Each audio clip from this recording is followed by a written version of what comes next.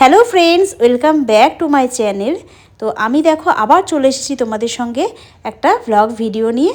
তো বন্ধুরা, কালকে সন্ধেবেলা আমি আর আমার বর মিলে বেরিয়ে পড়েছিলাম একটু শপিংয়ের উদ্দেশ্যে। তো শপিংয়ে আমরা গিয়েছিলাম আমাদের কাছাকাছি মেট্রো ক্যাশ অ্যান্ড ক্যারিতে। তো সেখান থেকেই কিছু খানিকটা শপিং করব বলে আমরা সন্ধেবেলা বেরিয়ে পড়েছিলাম। তো সেখানে আমাদের একটা কার্ড আছে, মানে এলিট বলে একটা কার্ড হয় সদস্য ওখানকার মেম্বারের। তো সেখানে তার জন্য না মান্থলি একটা শপিং করতে হয়, তার জন্য আমরা সেখানে বেরিয়ে পড়েছিলাম। আর এদিকে দেখো আমাদের ঘরের এই যে ড্রেসিং টেবিলের কাজটা প্রায় কমপ্লিট হয়ে গেছে, তোমরা দেখতেই পাচ্ছ। আর একটুখানি কাজ মোটামুটি বাকি আছে, তো ওপরে কাজটা দেওয়া হয়নি, সে কাজটা দিলে মোটামুটি কমপ্লিট হয়ে যাবে। তো কেমন হয়েছে বন্ধুরা অবশ্যই জানাবে। আর এদিকে দেখো আমরা কিন্তু প্রায় চলে এসেছি মেট্রোতে, প্রায় দেখো ঢুকে পড়েছি মেট্রোতে এসে। তো আমার কাছে মন ভালো করার জায়গা হলো এটা। তো আমি সময় এবং সুযোগ পেলেই আমি বরের সঙ্গে প্রায় চলে যাই এখানে শপিং করতে। তো এখানে গিয়ে দেখো কত সুন্দর, সবই মোটামুটি এখানে অ্যাভেলেবেল। আমার ভিডিওতে তোমরা দেখতে পাবে ভেতরে সব, মানে এখানে সব কিছুই পাওয়া যায়, জামা থেকে জুতো থেকে। তো দেখো তোমাদের সঙ্গে ভিডিওটা শেয়ার করছি, তো তোমরা দেখতে থাকো ভিডিওটা। তো এখানে আমরা দেখো ট্রলি নিয়ে নিয়েছি একটা, তো নিয়ে এখানে ভেতরে ঘোরাঘুরি করছি। অ্যাকচুয়ালি কী বলো তো, ওখানে মানে এলিট বলে একটা মানে সদস্য বা মেম্বারের একটা কার্ড করার হয়। তো সেই কার্ড অনুযায়ী একটা মানে মান্থলি একটা ন্যূনতম একটা বাজেটের মধ্যে ওখানে শপিং করতে হয়। তো সেটা ডেটটা পেরিয়ে গেলে সেটা আমাদেরই লস হয়ে যাবে। তো সেই জন্যই আমার বর বলেছিল চলো গিয়ে খানিকটা কিছু কিনে নিয়ে আসবো, যেটা দরকার নেই সেগুলো দরকার নেই, আর যেটা প্রয়োজন বা শেষ হয়ে গেছে তো সেটা নিয়ে আসবো। তো দেখো সেই উদ্দেশ্যে গেছি। আর এখানে একটা জিনিস আমার খুব ভাল লাগে, কত সুন্দর সব রকম ওরা সুন্দর করে হাতের নাগালে সুন্দর করে সাজিয়ে রাখে। দেখো এদিকে আছে কেটচাপ, আর এদিকে আছে হলো গিয়ে ম্যাগি, তারপরে বিস্কিট, মানে যেটা যেখানে মানানসই ঠিক সেরকমভাবে ওরা সুন্দর করে এখানে সাজিয়ে রাখে। আর এখানে সব কিছু পাওয়া যায়, সব কিছু, মানে এটা এমনই একটা জায়গা যেখানে জুতো থেকে শুরু করে তারপরে গ্রসারি আইটেম থেকে শুরু করে তোমরা এমনকি ভেতরে প্ল্যান্ট পর্যন্ত, মানে গাছপালা পর্যন্ত পাওয়া যায়। এটা এই দিকে দেখো, এটা হলো গিয়ে মানে অ্যালকোহল যেটাকে বলা হয়, তো সেটাই মানে মদের একটা কাউন্টার। তো এখানেও সব কিছুই দেখো দেখা যাচ্ছে অ্যাভেলেবেল। তো এদিকে দেখো তোমাদের বলেছিলাম যে এখানে গাছও পাওয়া যাবে, সোফা থেকে শুরু করে তোমরা সবই পাবে এখানে। এখানে দেখো তেল আছে, ঘি ঘি এদিকে তেল সবই এখানে আছে।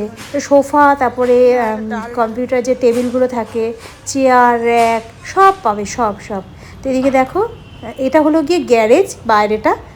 তো বাইরে এখানে প্রচুর গাড়ি দাঁড়িয়ে থাকে, তো সেখানে যার বাইক, কারোর গাড়ি যা রাখে সব পার্কিং এরিয়া এটা। তো জায়গাটা ভীষণই পছন্দের। তো দেখো মোটামুটি খানিকটা শপিং করে নিয়ে যেতে, বেশি কিছু কিনিনি। তো গেছিলাম এমনি ঘোরার উদ্দেশ্যেই গেছিলাম, সবই আছে। আর মোটামুটি একটু গেছিলাম, দরকার যেতে হয় তাই জন্য। তো এদিকে দেখো ঘুরে টুরে চলে এসেছি।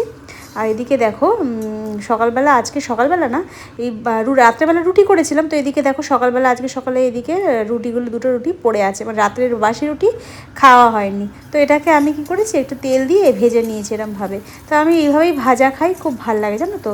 এটা আমি মায়ের কাছ থেকেই শিখেছিলাম, মা এইভাবে ভাজতো বাসি রুটি। এর মধ্যে খানিকটা একটু চিনি দিয়ে দেবো, আর পুরো পাঁপড় ভাজার মতো হয়ে যাবে। তো সেটা চা দিয়ে খেতে খুব ভাল লাগে। তবে হ্যাঁ, রোজ খাওয়াটা তো ঠিক না, কারণ রোজ খেলে গ্যাস অম্বলের সমস্যাও হতে পারে। তো মাঝে মধ্যে যখন থাকে একটা দুটো রুটি আমি এইভাবেই ভেজে নিই। আর আমার বড় না এটা বেশ ভালো খায়। তো এদিকে দেখো ভেজে নিয়েছি। আর এদিকে মিস্ত্রিরা ঘরে কাজ করতে চলে এসেছে। আর এইদিকে দেখো এরকম টাওয়াল রাখার এটা ঠিক বসিয়ে নিয়েছি, কারণ আমাদের এখানে কোনো জায়গায় মানে এটা বসানো ছিল না। তো কী করে ভাত খেয়ে উঠে হাত মুছতে খুব অসুবিধা হতো, তো তার জন্য এইদিকে ওটা করে বসিয়ে নিয়েছি। আর জানো তো আজকে দুপুরে সেরকম কিছু রান্নাবান্না করিনি, ডাল করেছিলাম, পেঁয়াজ দিয়ে ডাল করেছি, এদিকে ডিম ভাজা করে নিয়েছিলাম। আর এখন নিম পাতা আর হলো গিয়ে আলু সিদ্ধ, মানে নিম পাতা ভেজে নিয়ে আলু সিদ্ধ দিয়ে চটকে মেখে খাওয়া হয়েছিল। তেমন কিছু হালকা পাতলা রান্না করেছি। তো সন্ধ্যেবেলা আমি ভাবলাম যে একটুখানি সুজিটা করে ফেলি, মানে সুজির উপমা। আমাদের কী বলো তো, বেশি তরকারি ঝোল টোল বেশি আমাদের খাওয়া হয় না, যত সিম্পল হালকা লাইট খাবার, মানে হালকার ওপর শুকনো ড্রাই খাবারটাই বেশি পছন্দ করে আমার বর, আর আমি সেরকমই রান্না করি। বেশি তরকারি অনেকে আছে না যে 3 রকম 4 রকম তরকারি করে এই করে, ওসব পছন্দ করে না, আর আমারও অভ্যেস হয়ে গেছে ওর সঙ্গে থেকে থেকে। তো এদিকে দেখো সন্ধেবেলা করবো হলো গিয়ে সুজির এই উপমা, তার জন্য কারি পাতা দিয়ে দিয়েছি। কারি পাতাটা দিতে কত মানে ছিটকা ছিল বলে ওটাকে আবার চাপা দিয়ে দিয়েছি। তো এই কারি পাতাগুলো বাপের বাড়ি থেকেই নিয়ে এসেছিলাম, তো এখানে তো আর কোথায় পাবো কারি পাতা, তো যখনই যাই মাঝে মধ্যে নিয়ে চলে আসি, নিয়ে এসে এরকম দেখো আলু দিয়েই মোটামুটি সুজির উপমা করে ফেলি, বাদাম দিয়ে আলু দিয়ে বেশ ভালো লাগে। রাত্রেবেলা পেটটাও ভরা থাকে আর এদিকে খেতেও খুব ভালো লাগে জানো তো বন্ধুরা। তো প্রায় দেখো আমার মোটামুটি হয়ে গেছে। আর আগে যখন আমি এটা বানাতাম না, পুরো একদম ভেতরটা মানে পুরো বানানোর পর না কিরকম যেন গলা গলা মতো হয়ে যেত, মানে মানে পুরো দলা পাকা মতো হয়ে যেত।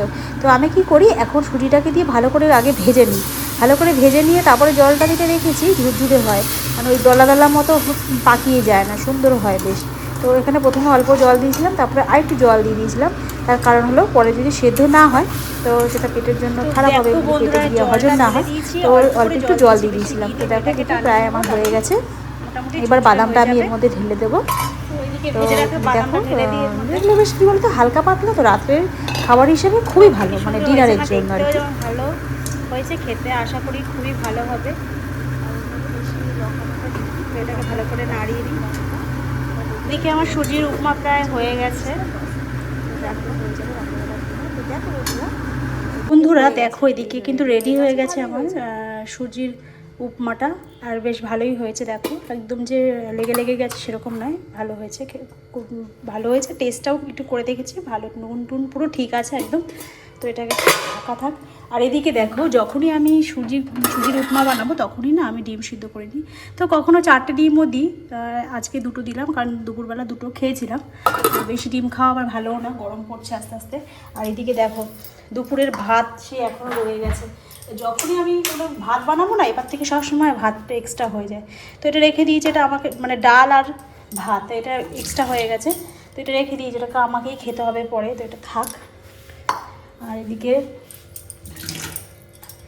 এদিকে দেখো বন্ধুরা লেবুগুলো পড়ে আছে, তো লেবুগুলো দিয়ে ভাবলাম যে একটু বানিয়ে ফেলি, শরবত বানিয়ে ফেলি। তো চলো বন্ধুরা স্টার্ট করি। সবসময় লেবু আনলে না অল্প একটু খাই আর লেবুগুলো পড়ে থাকে, তো ভাবলাম একটু শরবত বানিয়ে ফেলি। বেশি চিনি দেবো না, অল্প করে চিনি দেবো।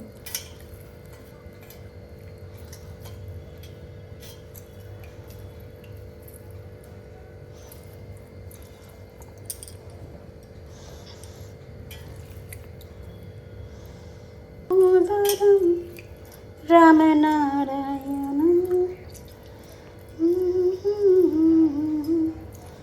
कौन कहते हैं भगवान आते नहीं। অল্প একটু চিনি দেবো, বেশি দেবো না, সামান্য ব্যাস। বেশি চিনি খাওয়া ভালো না, যত চিনি কম খাবে তত ভালো। তো চলো এটাকে না চেঞ্জ করতে হবে, কিরকম হয়ে গেছে তেল পড়ে পড়ে।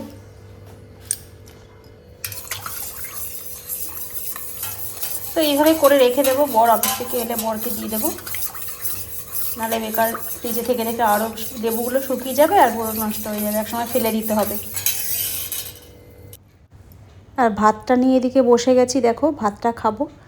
আর ভাতটা রাত্রেবেলা এটা খেয়ে নেবো, এইটুকুনি ভাত খেলাম যাতে পেটটা ভরবে, খুব খিদে পাচ্ছে। তো চামচ দিয়ে আমি এভাবে খেয়ে নিচ্ছি ভাতটা, আর এটা খেয়েই মোটামুটি পেটটা ভরে গেছে। আর একটুখানি সুজির উপমাটা খেয়ে নেবো, ব্যাস হয়ে যাবে আমার রাত্রেবেলা খাবার।